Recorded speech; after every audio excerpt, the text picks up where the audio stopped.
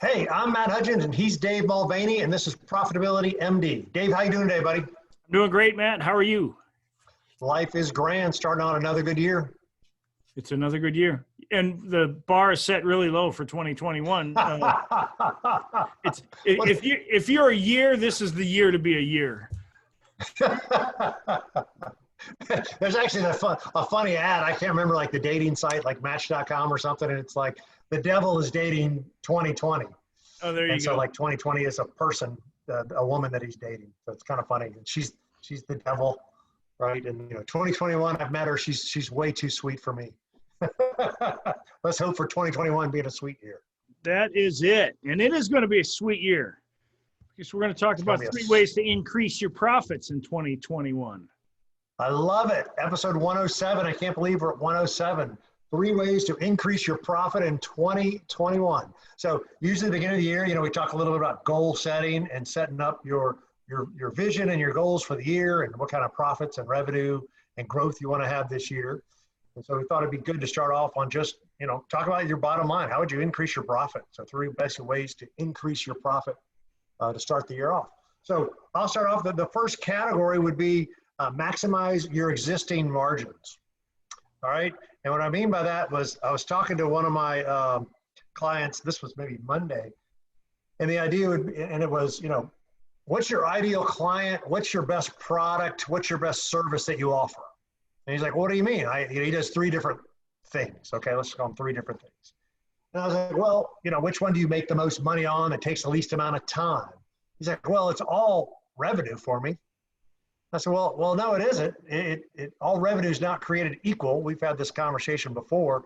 Not all revenue is equal. There could be something that you do a little bit of and you make a lot of money. Well, I'll give you an example. I'll give you an example. So you take a gas station. Well, when you drive up to the gas pump, that's a very low margin item for a gas station. Yes. They want to get you in the door. Their whole goal is to get you in the door. That's why these gas stations are getting bigger and bigger, because once they get you in the door, they can really make some money. And so it's the same thing. So not all revenues created equal. They do millions of dollars at the pump, and the percentages are so small. So their goal is to get you in the door and buy that candy bar for $1.59 that cost them 40 cents. And so now they make the big margins.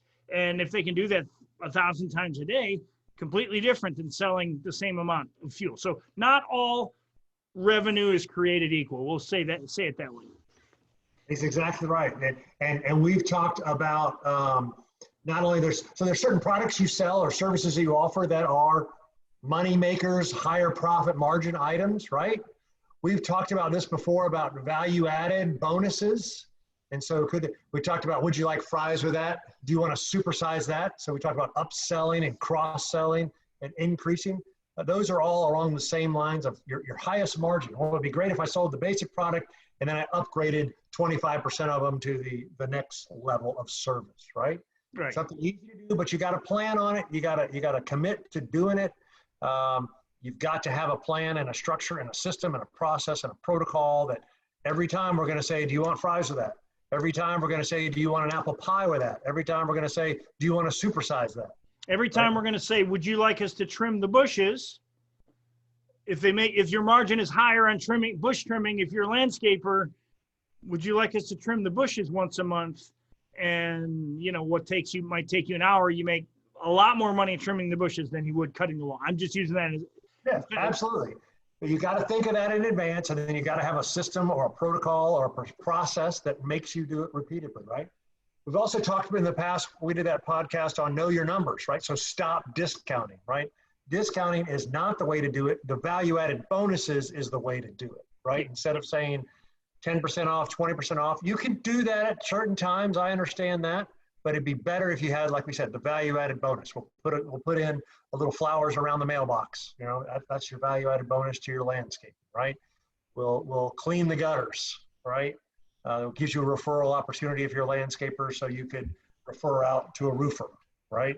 Yep. Or that kind of stuff. So that number 1 would be maximize your existing margins. What is your highest profitable, most product that you offer, service you offer? Sell more of that.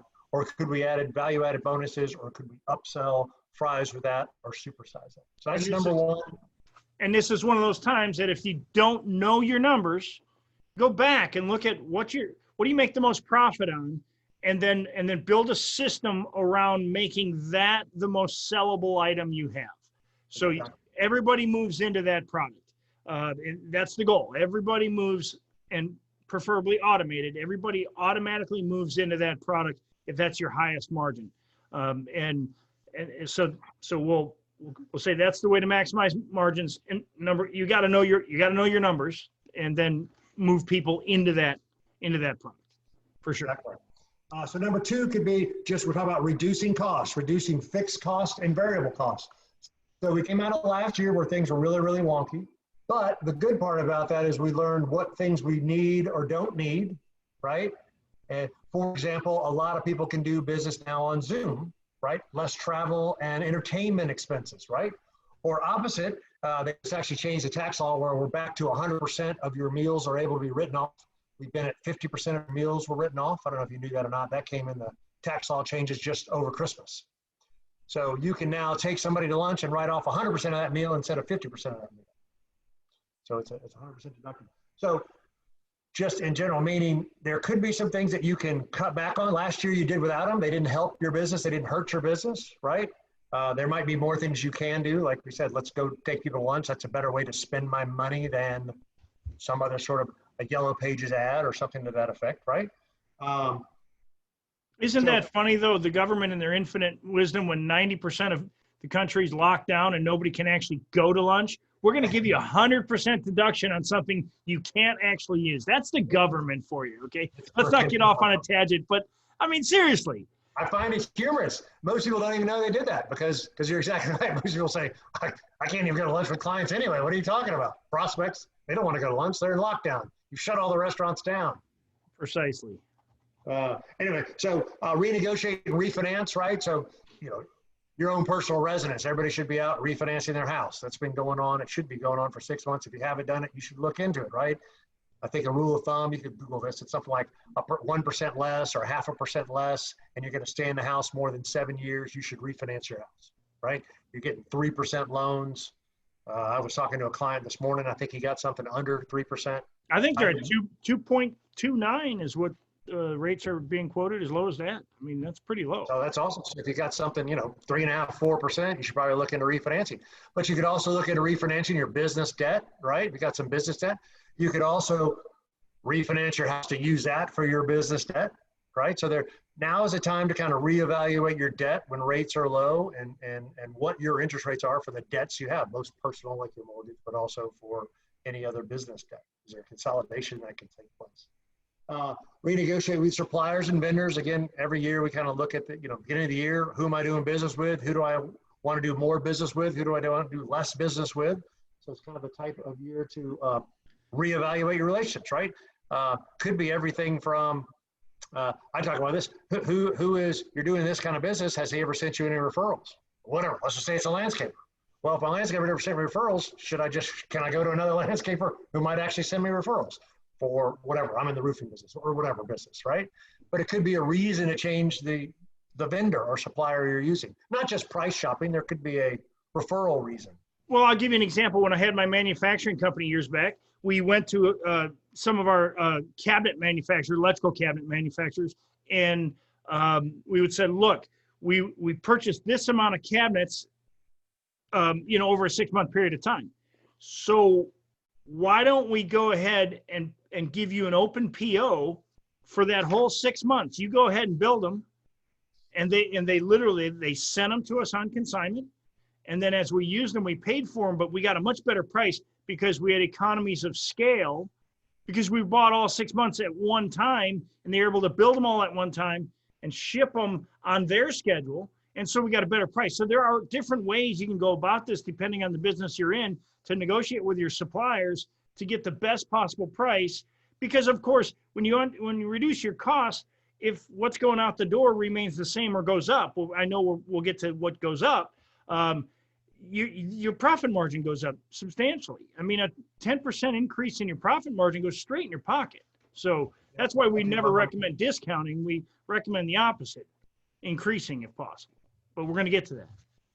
Yeah, so that's what we would talk about, manage your spending, spend some stuff. I have this whole exercise where I'll go through like a monthly credit card report and go through with like 3 different colored pens.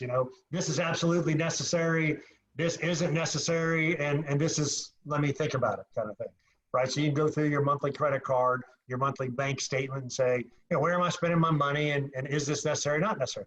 I think that's one thing we've learned, during the last year during COVID was, what absolutely is necessary to run your business. And it's probably a lot less than you think it is, right? Or think it was, right? Sure. So do that, go through your credit card line by line. Is this necessary? Absolutely. Does it bring me money? Does it service existing clients? Is it just a bonus, right? Yeah. So, and the final thing we talk about, step number 3, would be increase your prices. It's the number one thing that small business owners are afraid to do. And it's the number one thing that adds to their bottom line in the quickest, fastest, easiest way, right? And so don't be afraid to boost your prices by 10%, right? You could, again, know your numbers, but in general, you'd have to, whatever your number, you'd have to lose a multiple of that, 30% of your clients in order for that to hurt your profit margins, right? By increasing your 10% profit margin, increase your prices 10%, like you were saying, that literally goes right to your bottom line. You're $1 million business, you increase prices by 10%. Now you got $100,000 of extra profit, right? That is totally different. So whatever your normal profit margin is, maybe you're a 35% profit margin, right? That's 100,000. You'd have to lose, I think it's like 30 or 40% of your clients in order for that not to be profitable for you. Yeah, right? depending on how big each client is, but it's a big number. And if you don't, let's put it this way, if you don't increase your prices, your vendors will, because they have to. Everybody's prices go up. Some prices fluctuate based around fuel and those type of things, but your vendors increase their prices consistently, right. Typically 3 to 5% a year. Yep. So what we used to do is we always use the round, we never used the round number. We used we increased our prices 6.7%. Okay. Because it sounds like it's a science. We just did it because it made it sound like it was something really meaningful. But the reality is, because it sounded meaningful, we got less pushback on it. We're like, look, our underlying costs have gone up. We have to increase by 6.7% just to remain even. And so, and if you're, the people you're supplying, your clients want you to remain in business. If they like you and they want to do business with you, they're going to have to allow you to make a profit, because if you can't make a profit, why be in business in the first place? Exactly right. So boosted by 10%, boosted by 6.7%, boosted by 3%. You've also seen pricing strategies that let's say your recurring revenue model that, all right, new clients are at this new 10% higher cost. Existing clients are the same. I talked to one of my colleagues yesterday, I think it was yesterday, and he was talking about, he did something in the middle. So new clients are raising prices, and he raised prices on his smaller clients. And the idea behind that was the smaller clients, I need to make more money off of them in order for me to service them. So if I raise the price and they leave, great. That just frees up time for me to get a new customer. So I'm going to he raises prices on new clients and older clients. And the idea being is I want a certain profit amount or a certain revenue amount per client or per customer. And if I lose some of them, so what? Because I'm going to get it on the new one. Just a different way to look at the pricing. Doesn't have to be pricing for everybody across the board. Could be new clients only, could be new clients and smaller old clients. It's kind of an interesting way to think of your pricing. You and I talked about know your numbers. What all goes into your price? Like you said, your suppliers might be increasing by 6.7% or by 3.2%, right? Yeah. So those price increases literally come right out of your profit margin. If you're only a 10% profit margin and your expenses go up 3%, guess what? Your profit margins are now 7%, right? Came right out of your pocket. Yeah. So you got to know all the expenses that go into your pricing. And right? This is one of those times where you face, if you have those customers, I hate to say it, most businesses have those customers that you don't particularly gel with. It's probably the best way to say it.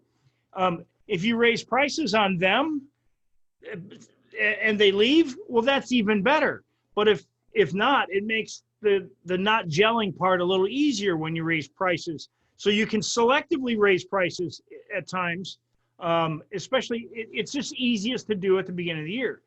Absolutely. Same thing with your pain in the butt clients, right? We talked. That's what I mean by not gelling. The pain in the butt. Exactly. You can literally go back and say, I'm charging 50% more for this service, and you could come up with your, hey, well, my prices have increased, but really you just, pain in the butt. I'm happy if they go, but if not, at least I'm making 50% more. So now it's worth my while. I can put up with it a little more, right? So you can easily raise prices on those pain in the butt clients to make it worth your while or to scare them off, which is fine. There's also a premium pricing, right? That maybe you don't want to be the cheapest, We've used this line before with my dentist, right? Do you want to be the Lexus or the Jiffy Lube, right? And they say, well, you don't want your teeth done by the Jiffy Lube guy. You want your teeth done by the Mercedes, by the Lexus guy, right? So no, I'm not the cheapest. I'm not the, right? So there's also a price perception of, no, we're an important, we do a good job. The work we do is important. So there's a perception that could be with your pricing, right? And we mentioned this already back up front, which would be your pricing, increasing your pricing, add more value, right? Is that more value, meaning a joint venture partner where you supply a new product? Is that a new service that doesn't really cost you a lot of money? We talk about the teeth whitening. Oh yeah, we're going to increase your daily dental, your annual checkup for your dentist, but this time for this first one, we're going to throw in the teeth whitening for 25% off, right? Yeah. So you could add value-added bonuses as you do your price increase you could add an extra service for those prices. Well, we're increasing our prices by 10%, but now we're doing a 25-point checklist on your oil change, right? Just as an example, that perceived value of going through the checklist, right, for the price increase. Sometimes I don't think it's considered, but if you're the lowest price in your category, you kind of look like the lawyer in the leisure suit. You're Better Call Saul. That's it. That was the guy I was thinking of, the show. You're the inexpensive lawyer. You don't want to be that. I mean, by increasing your pricing, sometimes it changes your client's perception of you, especially a new client coming on board. Is people want to associate with success, and so if you look like you're driving the old jalopy car, and and those type of things, because you're not profitable, it makes the customer question why they're doing business with you, because most people have a strong self-esteem. So don't be afraid to be more profitable. I mean, that's like you said, it's a fear that entrepreneurs have, that, well, if I increase my prices, my customers will leave. Well, what kind of customers do you have if you're not able to be profitable? I mean, this show is Profitability MD. It's all about profitability. If you're not able to be profitable, what are you doing in business? I mean, why are you afraid your customers will leave? Wouldn't you rather do nothing and be broke than to do a whole lot of stuff and be broke? I mean, well, some great examples of this is going to be there are lawyers, divorce lawyers here in town. They only work with $5 million and above, right? There's a perception there that I'm only handling divorces of families that have, the wife is going to get $5 million or more, right? That's all I'm taking. So there's perceived. Well, what do you think she's thinking? She's not thinking that you're the cheapest lawyer, because you only deal with divorces of $5 million and above. So you have a perceived value by your perceived niche, and you can charge a premium pricing for that, right? We talked about, I've done an ad campaign for remodelers, right? Same thing. You want it done, or do you want it done right? Right? That's it. Now your perception of, the quality of work you do, right? Don't call us if you want the cheapest kitchen, right? Don't call us if you want the cheapest porch, right? Only call us if you want something unique and special. Only call us if you want, the best, fanciest sunroom, right? So you can have a whole marketing campaign around your premium pricing, which goes back to, again, now your exclusivity, your own niche, your own markets, right? We talked to, who was I talking to? This was just the other day.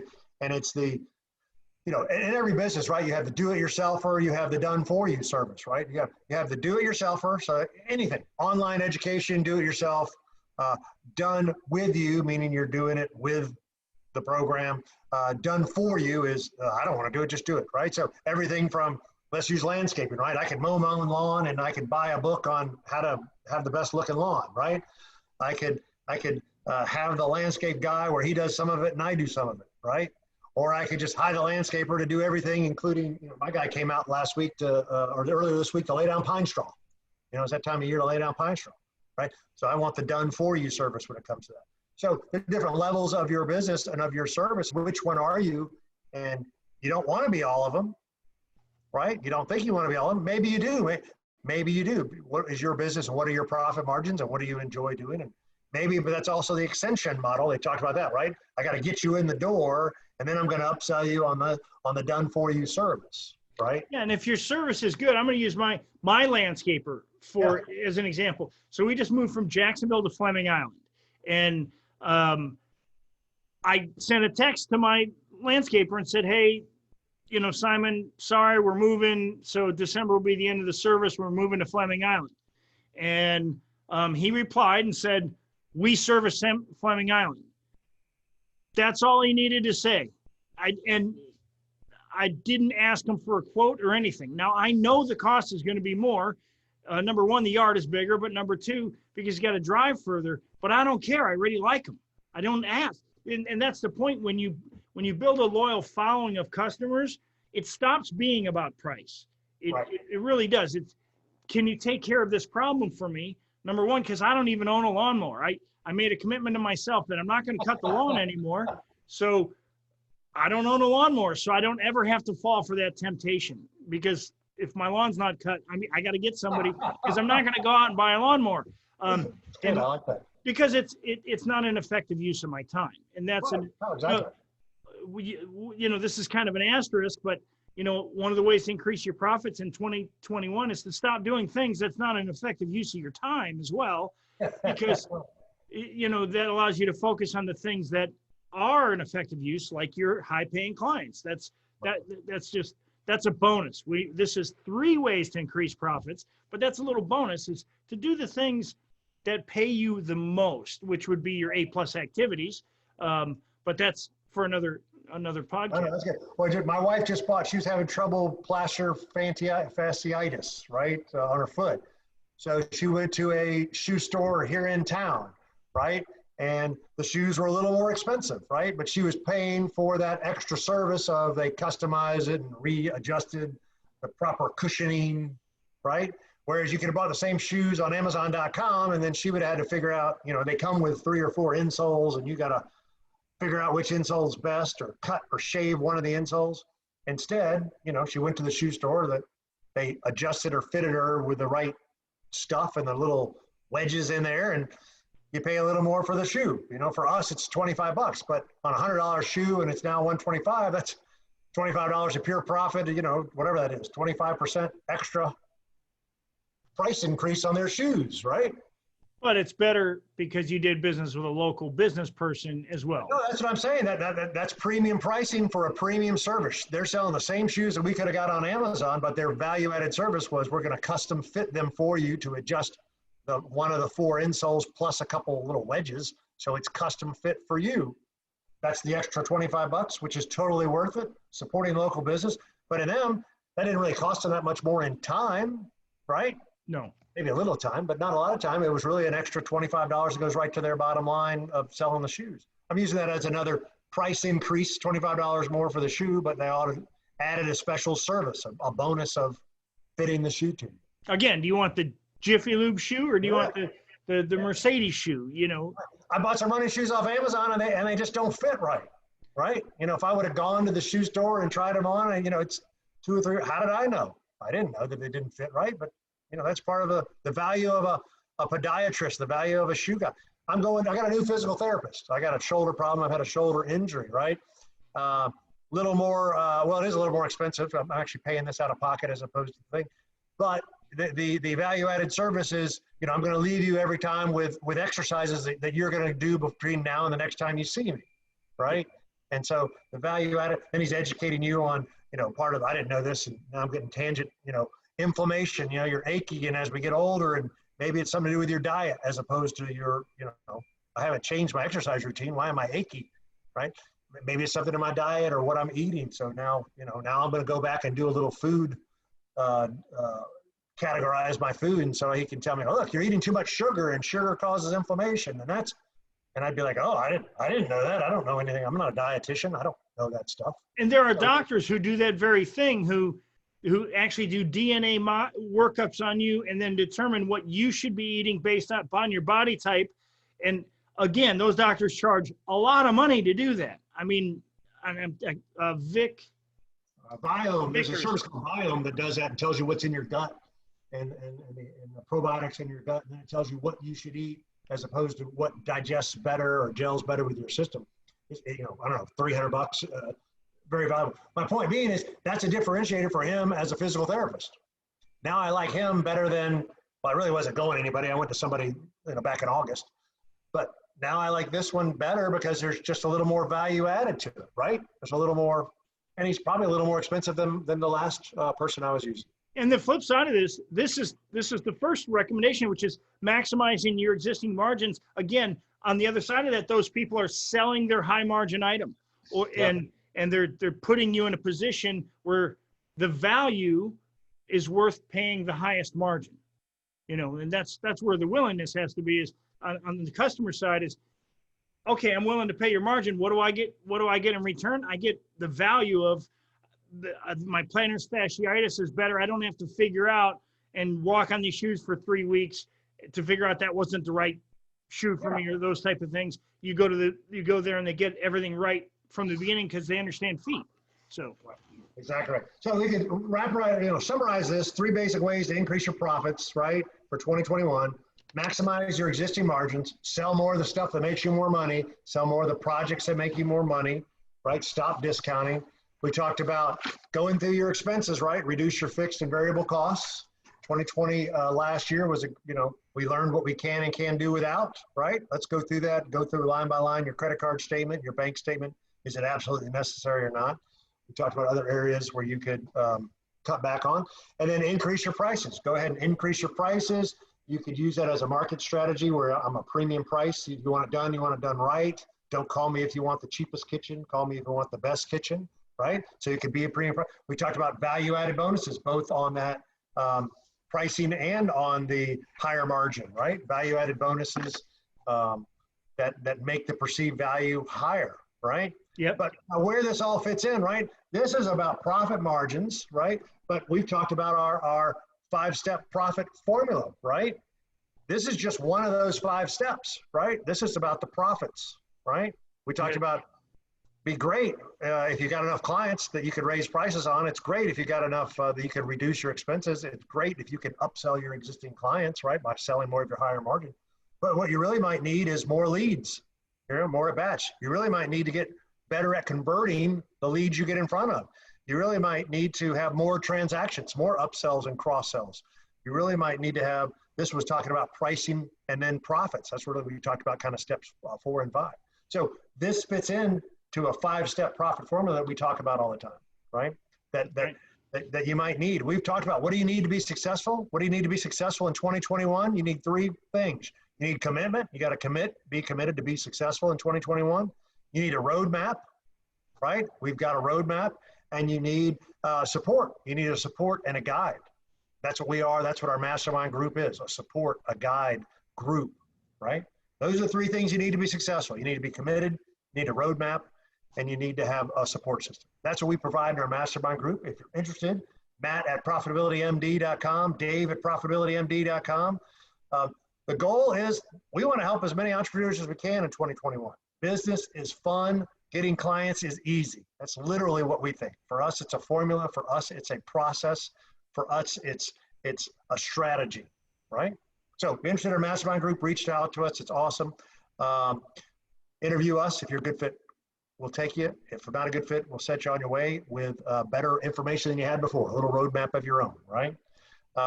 ProfitabilityMD.com. We got the YouTube channel, ProfitabilityMD.com. We got ProfitabilityMD anywhere you find your podcasts, Spotify, Apple, iTunes. I use Overcast personally. So we're off to a good start, man. This is good stuff. So increase your profits in 2021. Focus on these 3 areas to increase your profits and see some money go right to your bottom line. Should be a great year, man. Yep. Happy New Year, Matt, and Happy New Year to the audience. And let's make more money this year. All right, buddy. See ya. Take care.